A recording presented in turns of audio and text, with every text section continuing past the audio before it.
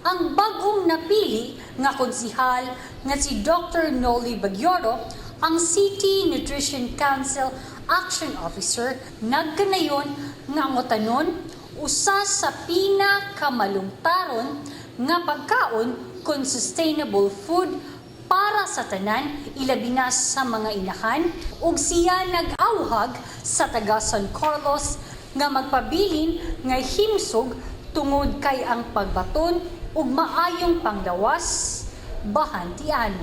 Mao kini ang iyang gibutyag atol sa pag-abli sa Nutrition Month dito sa City Auditorium.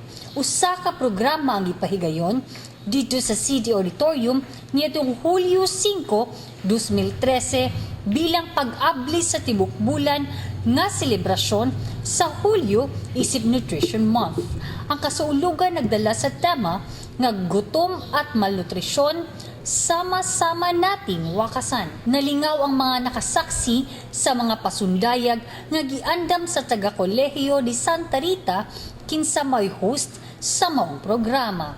Ang maong opening program sa Nutrition Month gibuksan pinaagi sa usa ka parada nga giapilan sa halos tanan nga mga eskwelahan sa elementarya o sekundarya, lakip na ang Our Lady of Peace Mission School sa Barangay Prosperidad.